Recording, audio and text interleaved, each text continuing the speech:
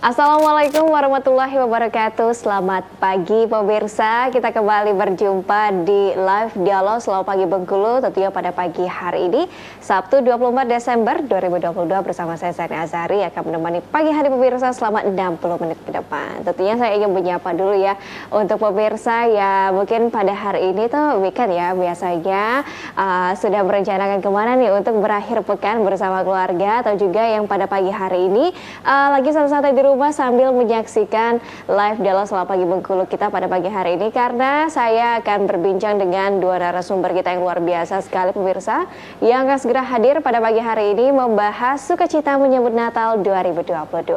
Ya, seperti kita tahu bahwa setiap tanggal 25 Desember umat Kristiani di seluruh dunia akan merayakan sukacita Natal, momen yang memperingati kelahiran Yesus Kristus ini diisi tentunya dengan kebaktian, kumpul keluarga, hingga menghias rumah menggunakan pohon Natal dan tukar kado yang menjadi ciri khas. Nah, pada pagi hari ini kita juga ingin tahu nih di Bengkulu seperti apa sih perayaan momen Natal di tahun 2022 ini. Mungkin setelah hampir 2 tahun ya kita melewati pandemi COVID-19, apakah ada perbedaan untuk perayaan Natal tahun ini dan juga bagaimana esensi tentunya dari perayaan Natal. Simak selengkapnya tetap bersama saya di Selamat Pagi Bengkulu sesaat lagi.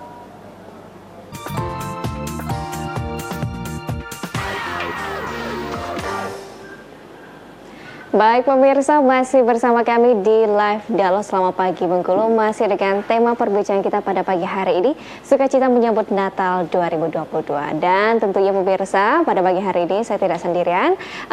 Di studio kita sudah kedatangan dua narasumber kita yang luar biasa sekali untuk menemani perbincangan kita pada pagi hari ini dalam mencari tahu bagaimana persiapan dalam menyambut sukacita Natal tahun 2022 ini. Dan kita sapa dulu pemirsa, ini di sebelah saya sudah ada Ketua Umum Persatuan Gereja Indonesia dan juga Badan Kerjasama Antar Gereja Wilayah Bengkulu, Pendeta Edward Manalu STH. Selamat pagi. Selamat pagi, Bu. Gimana kabarnya? Sehat luar biasa. Wow. Dan luar dalam. Luar dalam. Karena ini ada semangat menyambut Natal ya, Pendeta ya. Siap. Tahun ini dan juga pemirsa di sebelah Pendeta Edward Manalu ini kita juga sudah kedatangan Kepala Paroki Gereja Saint Yohanes dan juga anggota Forum Kerukunan Umat Beragama Bengkulu, Pastor Paulus Sarmono SJJ. Selamat pagi. Selamat pagi, Ibu. Gimana kabarnya Pastor hari ini? Sehat? Ya, dalam keadaan sehat, persiapan perayaan Natal. Yes, ya. Karena tahun ini tentunya selama kurang lebih tahun lalu dan juga tahun lalu kemarin kita sempat pandemi ya, betul. Bapak ya. Jadi tahun ini tentunya kita menyambut sukacita Natal 2022 ini, dan kita ingin tahu pemirsa apakah ada perbedaan tadi dalam perayaan Natal tahun ini dengan tahun sebelumnya mungkin yang masih dilanda pandemi COVID-19. Ini mungkin saya langsung tanya saja ini ke Pendeta Edward Manalu. Pendeta, kita pengen tahu nih sebenarnya apa sih makna Natal dan juga gimana nih sejarah dari perayaan Natal itu sendiri? Baik, jadi kalau makna Natal itu sendiri adalah bukti daripada kasih Tuhan yang diimani oleh umat Kristen, bahwasanya manusia kan Tuhan ciptakan nih, terus manusia melanggar, jatuh ke dalam dosa, itu masa Adam dan Hawa. Nah setelah itu artinya ketika manusia sudah berdosa, ya imbalannya adalah maut, kematian begitu. Nah kematian, padahal Tuhan merancangkan kita ini hidup untuk selamanya, hidup untuk selamanya. Nah akhirnya ya manusia harus memperoleh hukuman itu karena dosanya sendiri. Tetapi Tuhan itu maha kasih. Dia maha mengasihi seluruh ciptaannya dan juga manusia sendiri yang dia ciptakan segambar dan serupa dengan Tuhan itu menurut iman kami. Nah setelah itu Tuhan akhirnya menjanjikan dia akan datang untuk menyelamatkan. Nah jadi manusia yang berdosa seharusnya memperoleh kematian. Nah Kristus yang datang itu yaitu Allah itu sendiri yang menjadi manusia. Dialah yang menjadi korban. Dia yang menjadi korban pengganti kematian dari umat manusia. Nah, itulah sukacita Natal yang sekarang juga yang akan dirayakan oleh umat Kristen. Sebenarnya sudah dirayakan mulai awal Desember bagi yang Protestan. Bagi saudara kami yang Katolik, mereka setelah tanggal 24-25 ke atas baru dirayakan begitu. Wow, jadi seperti itu ya Pendeta. Jadi bagaimana ini memaknai Natal, karena ini berbicara mengenai tadi kasih Tuhan yang tentunya sangat tidak terbatas ya. Benar, Pendeta ya, tadi bagaimana rela mengorbankan dirinya demi umat manusia. Nah, pada tahun ini apakah ada perbedaan perayaan Natal nih Pendeta? Kan kalau kemarin itu sempat terkendala pandemi COVID-19. Iya, benar. Nah, tahun ini gimana nih untuk perayaan Natal 2022? Kalau untuk tahun 2022, saya pikir kita ya sama-sama berharap pandeminya sudah selesai. Walau efeknya masih kerasa gitu ya, terkhusus juga di bangsa kita dan juga dunia ini sekarang kondisinya. Tetapi di dalam merayakannya, ya perbedaannya pasti ada. Kalau dibandingkan 2020 dengan 2021, di 2022 ini memang masih tetap prokes, tetapi masalah jaga jarak itu juga diaturkan. Tapi yang terutama adalah bagaimana setiap umat itu sendiri, kalau kondisinya sehat silakan datang bersekutu gitu. Nah, kondisinya sehat silakan datang. Tapi kalau kurang sehat lebih baik istirahat dulu gitu. Oh, jadi ini tetap lebih longgar tapi juga tetap harus mematuhi protokol kesehatan benar. Meskipun tadi sudah ada sedikit keringanan, mungkin kalau tahun kemarin itu kita masih dilanda pandemi COVID-19, tahun ini juga meskipun sudah ada kelonggaran tapi tetap dengan mematuhi protokol kesehatan. Benar. Oke, baik, terima kasih Pendeta Edward. Ini saya ke Pastor Paulus. Tadi saya sudah mendengar dari Pendeta Edward bagaimana memaknai Natal tahun ini. Kalau dari Pastor Paulus seperti apa ini Pastor dalam memaknai Natal tahun 2022 tahun ini? Ya, prinsipnya sama seperti yang dikatakan pendeta tadi, bahwa Allah itu begitu mengasihi kita sehingga tidak pernah memperhitungkan dosa manusia. Dan tanda penyertaan Allah yang paling jelas, paling konkret terhadap orang yang berdosa itu adalah memberikan putranya itu, memberikan Yesus itu untuk kita semua.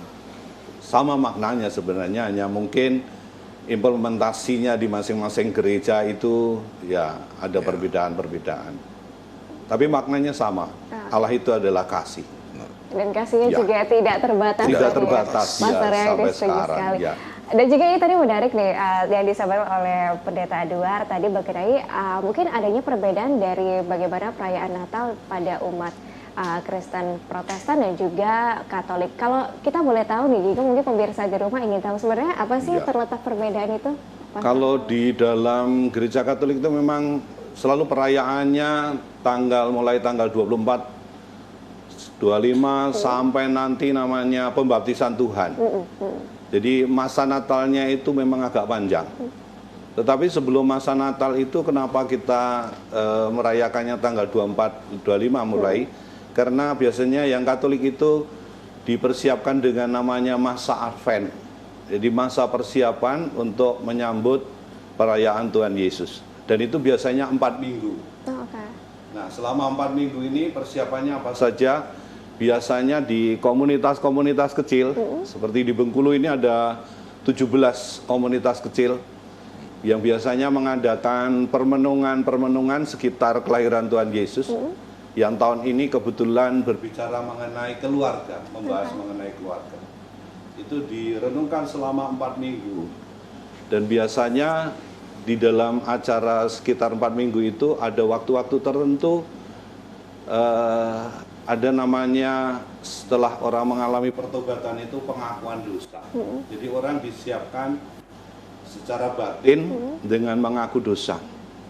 Supaya orang melihat lebih ke depan, ke dalam lagi, bukan hanya persiapan fisiknya, buat kue, lalu perayaan-perayaan yang meriah dengan makanan, tetapi batinnya itu yang diolah, dipersiapkan. Itu maka kelihatannya ada perbedaan. Benar.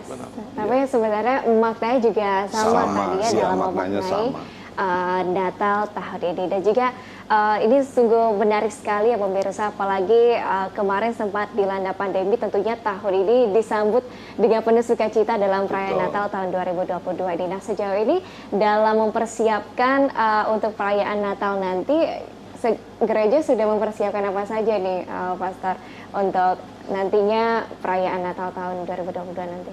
Ya, kemarin ini yang selain persiapan rohani itu memang misalnya umat juga dipersiapkan dengan namanya bakti sosial.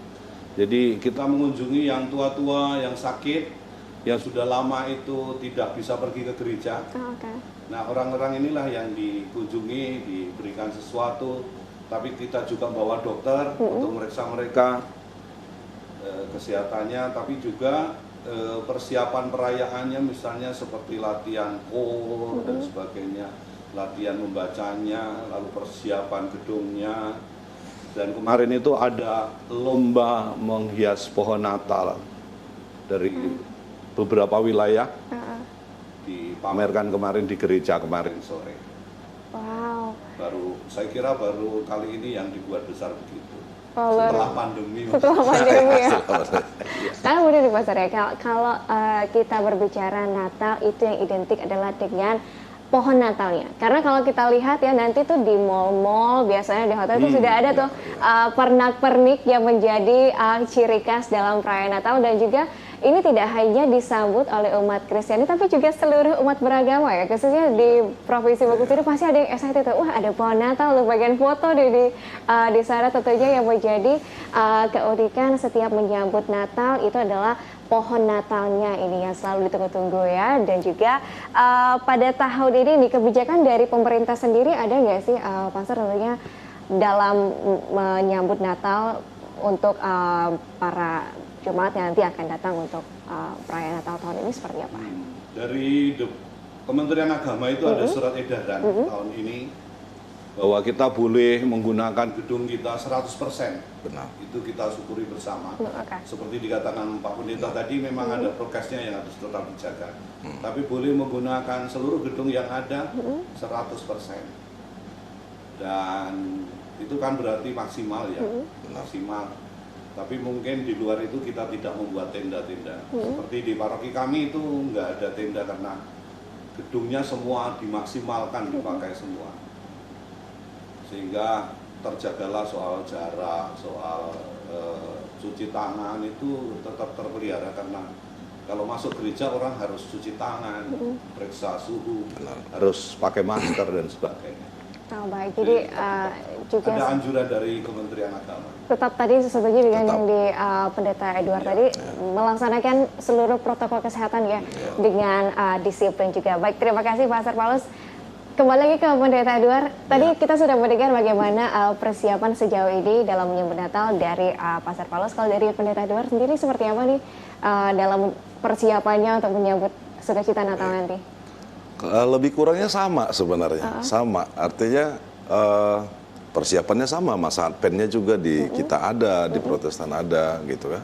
Ada sampai pada tahun ini ada 4 Advent, ya, Minggu Advent, yaitu hari penantian dan juga persiapan sebenarnya bagaimana umat Kristen itu menyambut kelahiran dan kedatangan Juru Selamat dan kehidupan itu.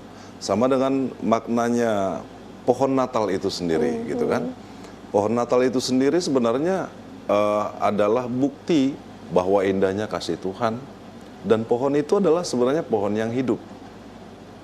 Dan yang datang itu yang kita sambut adalah Tuhan memang pemberi hidup, gitu.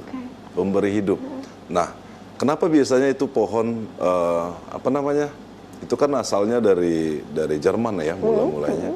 Ternyata ketika musim salju biasanya kan daun-daunnya rontok apa segala macam. Tapi kalau pohon pinusnya enggak, gitu. Dia tetap segar, dia tetap hidup, gitu. Nah itu makanya kenapa berupa pohon pinus itu yang menjadi pohon Natal, gitu. Selainnya penunjukan makna saja secara realnya. Ternyata juga ada maknanya juga ya Pendeta Edward dari pohon Natal itu sendiri. Nah, dan juga pada saat perayaan Natal tentunya ada tradisi seperti tadi untuk menghias pohon Natal, terus juga yang mudik nih di rantauan pada saat kumpul keluarga ya, pada saat Natal itu pada pulang berkumpul bersama keluarga menyambut sukacita Natal. Ada nggak sih pendeta tradisi yang tentunya selalu dilaksanakan pada saat menyambut Natal sendiri?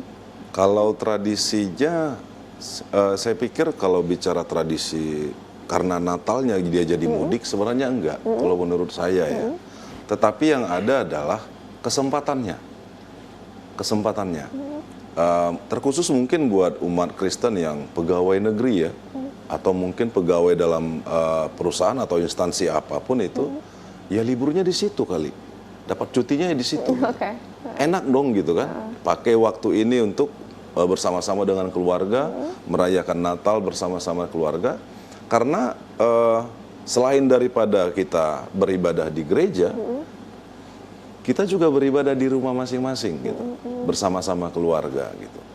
Jadi ketika memang bareng dengan keluarga besar, ini lebih enak gitu, sekaligus melepaskan kerinduan begitu, bersama keluarga.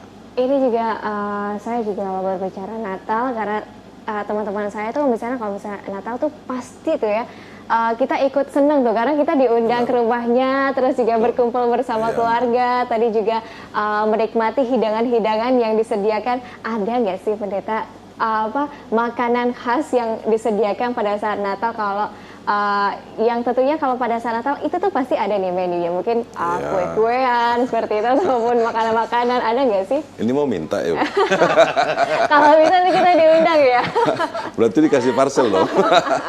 Baik, jadi biasanya rangkaian Natal itu, perayaan Natal, ibadah Natal itu sampai kepada masa tahun baru gitu ya. Dan biasanya memang kalau mungkin berbeda daerah, berbeda ciri khas ya. Berbeda ciri khas makanannya. Kalau kita nyari yang dari Medan, itu ada namanya kembang loyang.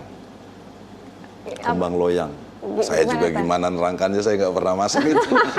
Buat adonan. Tapi selalu ada tuh ya. Nanti kita di acara Tata Boga ini. Baik, nah jadi selain itu ada kue bawang. Ya mungkin ada juga yang apa? Kalau sekarang sih sudah banyak dipersiapkan dan dijual di pasaran begitu. Oke, kalau baik itu tadi dari Pendeta Edward. Kalau dari Pastor Paulus ada nggak sih tradisi Natal ataupun juga ada nih menu-menu yang selalu disajikan pada saat perayaan Natal?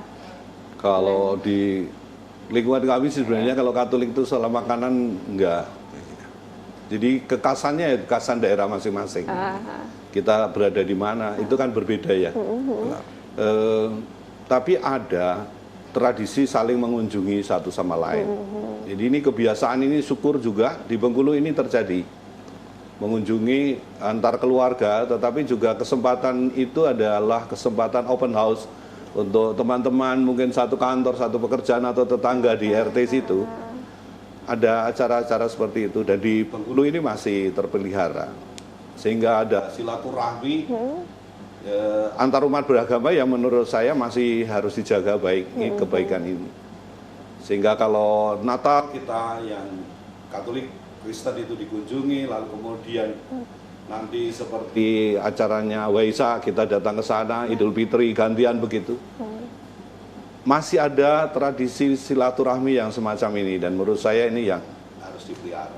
Benar, bagus. Jadi saling mengunjungi saling tadi mengunjungi, ya. Pastornya tadi bagaimana dalam menyambut sukacita Natal ini pemirsa ada ya tradisi yang tentunya ini harus selalu dilestarikan ya. Pastornya tadi bagaimana kita saling mengunjungi dan juga ini momen Natal tentunya pasti momen yang paling dimanfaatkan nih untuk selain tadi berkumpul bersama keluarga tapi juga sebagai pencerahan ke dalam dan juga bagaimana kita memaknai Natal secara lebih detail. Nah ini pemirsa kita masih akan berbicara dengan Pendeta Edward dan juga Pastor Paulus. Tadi kita juga belum bertanya seperti apa ini untuk jumlah umat Kristiani di Bengkulu sendiri dan juga bagaimana untuk dari masukan yang ingin disampaikan pada saat perayaan Natal tahun 2020. Dan kita masih akan berbincang sesaat lagi, tetap bersama kami di Selamat Pagi Bengkulu.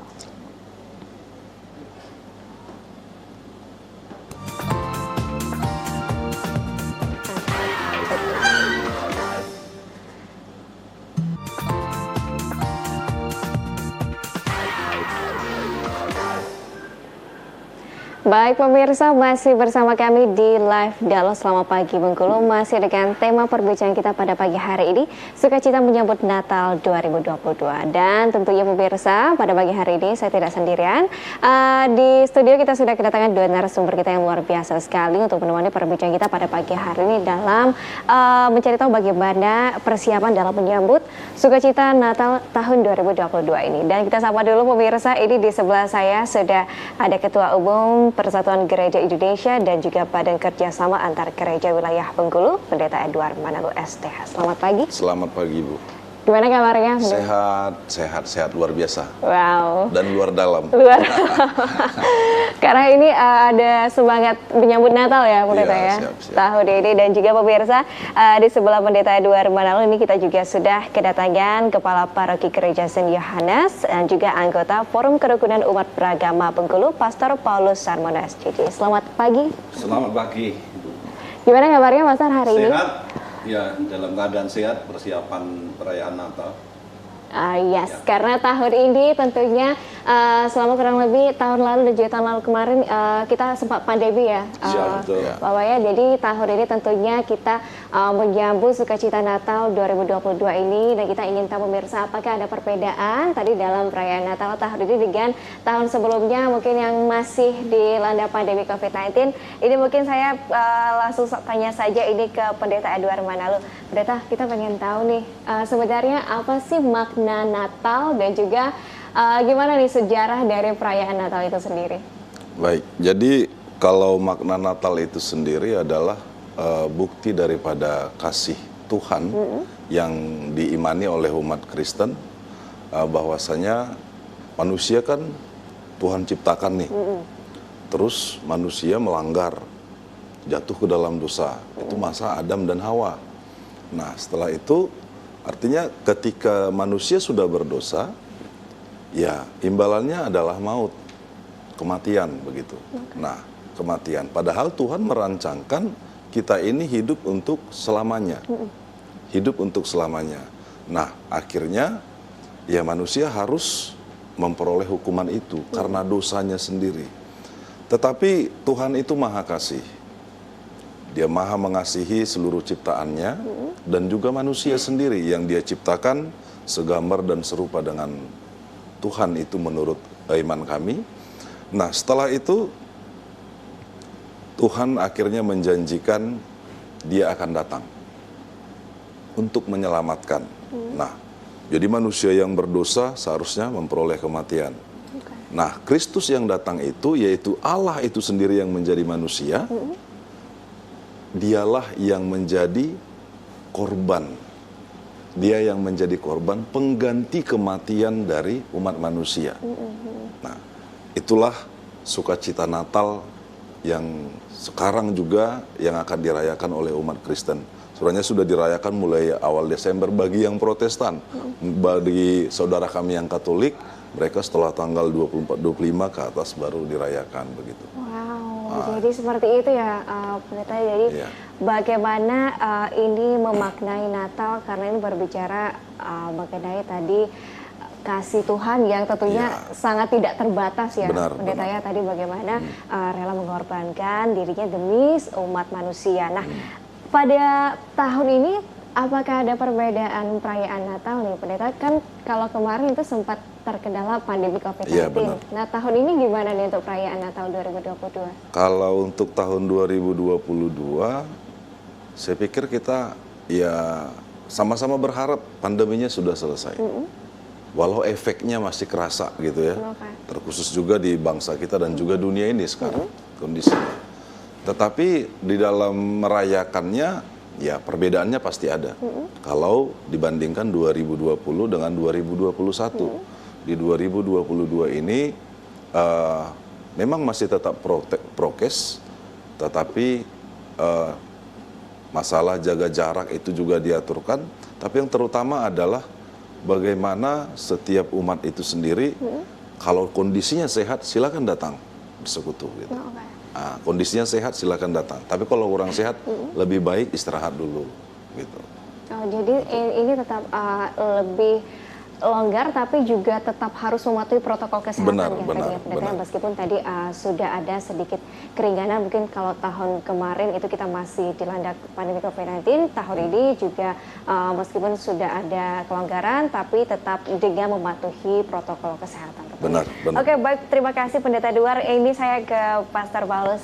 Tadi saya sudah mendengar dari Pendeta Edward bagaimana memaknai Natal tahun ini. Kalau dari Pastor Paulus seperti apa ini Pastor dalam memaknai Natal tahun 2022 tahun ini?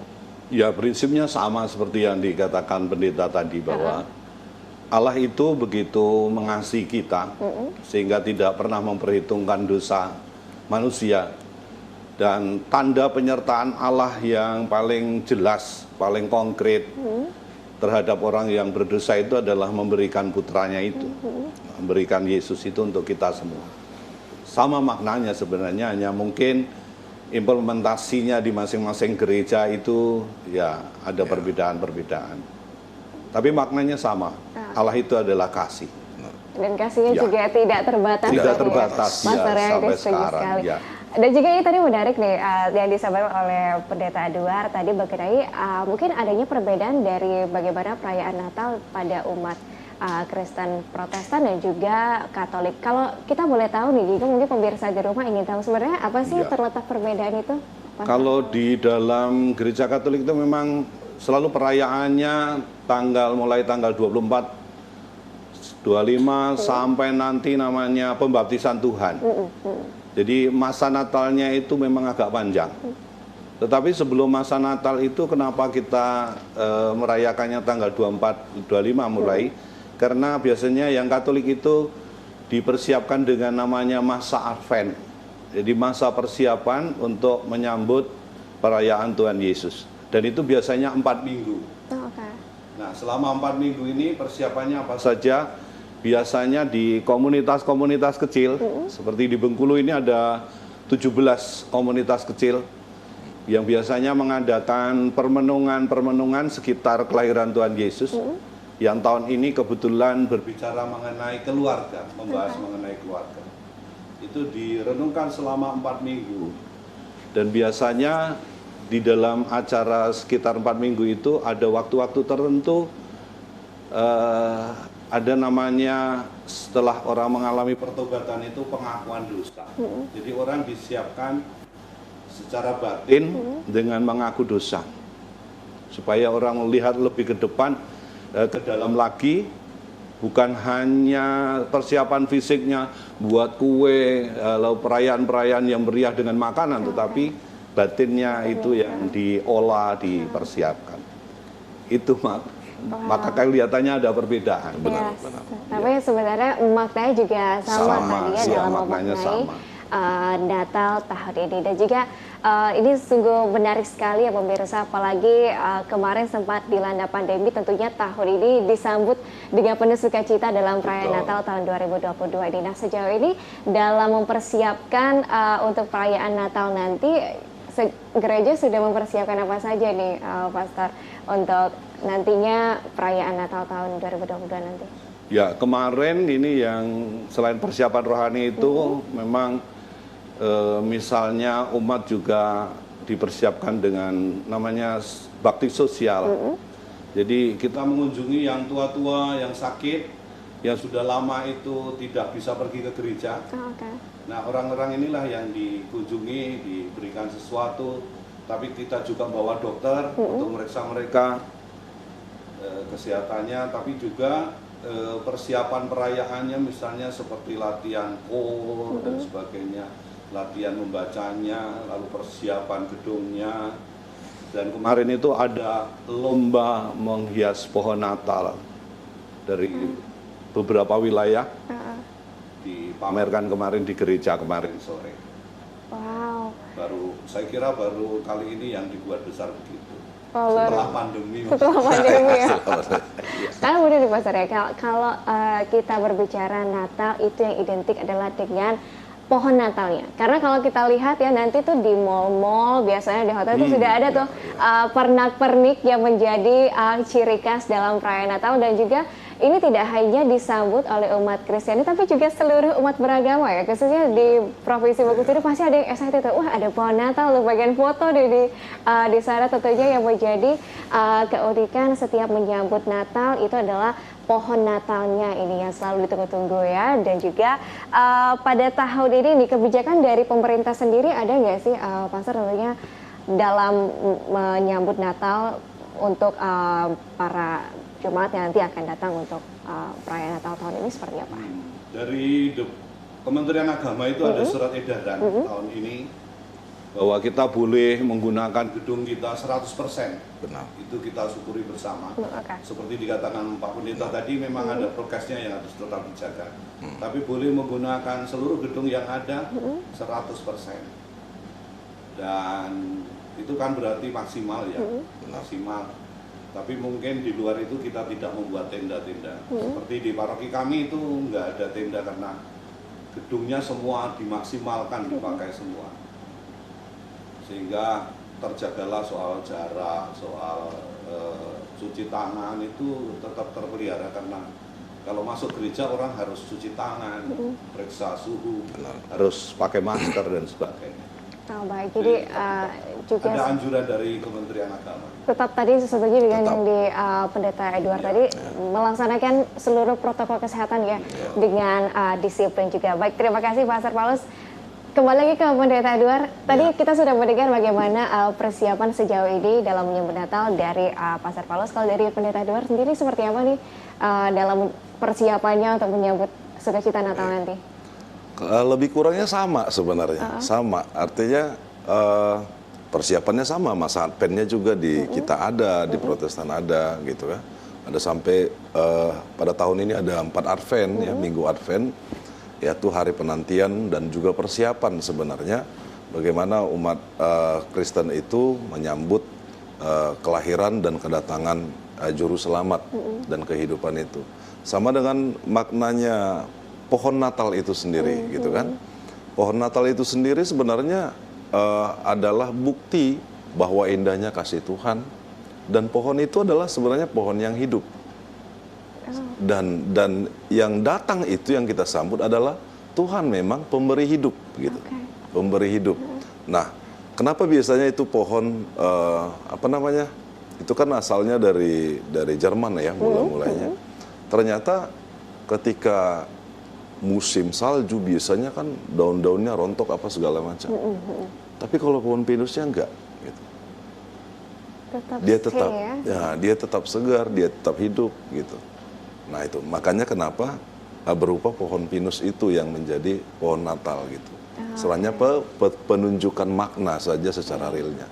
Ternyata juga ada maknanya juga ya Pendeta dari pohon Natal itu sendiri. Nah dan juga pada saat perayaan Natal tentunya ada tradisi seperti tadi untuk menghias pohon Natal, terus juga yang mudik nih di rantauan pada saat kumpul keluarga ya, pada saat Natal itu pada pulang berkumpul bersama keluarga menyambut sukacita Natal. Ada nggak sih Pendeta tradisi yang tentunya selalu dilaksanakan pada saat menyambut Natal sendiri? Kalau tradisinya, saya pikir kalau bicara tradisi karena Natalnya dia jadi mudik sebenarnya enggak, kalau menurut saya ya. Tetapi yang ada adalah kesempatannya. Terkhusus mungkin buat umat Kristen yang pegawai negeri ya, atau mungkin pegawai dalam perusahaan atau instansi apapun itu, ya liburnya di situ kali, dapat cutinya di situ. Enak dong gitu kan, pakai waktu ini untuk bersama-sama dengan keluarga, merayakan Natal bersama-sama keluarga, karena selain daripada kita beribadah di gereja, kita juga beribadah di rumah masing-masing gitu, bersama-sama keluarga gitu. Jadi ketika memang bareng dengan keluarga besar, ini lebih enak gitu, sekaligus melepaskan kerinduan begitu, bersama keluarga. Ini juga saya juga berbicara Natal karena teman-teman saya tuh misalnya kalau misalnya Natal tuh pasti tuh ya kita ikut seneng tuh karena kita diundang ke rumahnya, terus juga berkumpul bersama keluarga, tadi juga menikmati hidangan-hidangan yang disediakan. Ada nggak sih Pendeta makanan khas yang disediakan pada saat Natal kalau yang tentunya kalau pada saat Natal itu tuh pasti ada nih menunya, mungkin Iya. kue-kuean seperti itu ataupun makanan-makanan, ada nggak sih? Ini mau minta ya, Bu? Kalau misalnya kita diundang ya. Berarti dikasih parcel dong. Baik, jadi biasanya rangkaian Natal itu, perayaan Natal, ibadah Natal itu sampai kepada masa tahun baru gitu Oke. ya.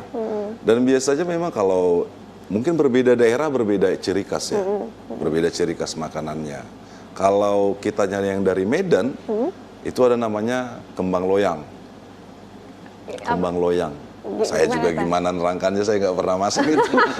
Buat adonan. Tapi selalu ada tuh ya. Nanti kita di acara tatap muka ini.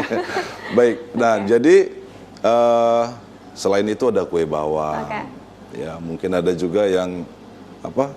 Kalau sekarang sih sudah banyak dipersiapkan dan dijual di pasaran begitu.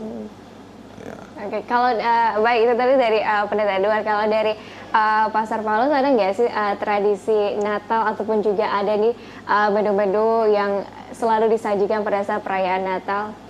Kalau di lingkungan kami sebenarnya kalau Katolik itu soal makanan enggak. Jadi kekasannya ya kekasan daerah masing-masing. Kita berada di mana itu kan berbeda ya. Nah, tapi ada tradisi saling mengunjungi satu sama lain. Jadi ini kebiasaan ini syukur juga di Bengkulu ini terjadi. Mengunjungi antar keluarga, tetapi juga kesempatan itu adalah kesempatan open house untuk teman-teman mungkin satu kantor, satu pekerjaan atau tetangga di RT situ. Ada acara-acara seperti itu dan di Bengkulu ini masih terpelihara. Sehingga ada silaturahmi antar umat beragama yang menurut saya masih harus dijaga baik kebaikan ini. Sehingga kalau Natal kita yang Katolik Kristen itu dikunjungi, lalu kemudian nanti seperti acaranya Waisak kita datang ke sana, Idul Fitri gantian begitu. Masih ada tradisi silaturahmi yang semacam ini dan menurut saya ini yang harus dipelihara. Benar, bagus. Jadi saling mengunjungi Saling tadi mengunjungi, ya. Pastornya tadi bagaimana dalam menyambut sukacita Natal ini pemirsa ada ya tradisi yang tentunya ini harus selalu dilestarikan ya. Pastornya tadi bagaimana kita saling mengunjungi dan juga ini momen Natal tentunya pasti momen yang paling dimanfaatkan ya untuk selain tadi berkumpul bersama keluarga tapi juga sebagai pencerahan ke dalam dan juga bagaimana kita memaknai Natal secara lebih detail. Nah ini pemirsa kita masih akan berbicara dengan Pendeta Edward dan juga Pastor Paulus. Tadi kita juga belum bertanya seperti apa ini untuk jumlah umat Kristiani di Bengkulu sendiri dan juga bagaimana untuk dari masukan yang ingin disampaikan pada saat perayaan Natal tahun 2020. Dan kita masih akan berbincang sesaat lagi, tetap bersama kami di Selamat Pagi Bengkulu.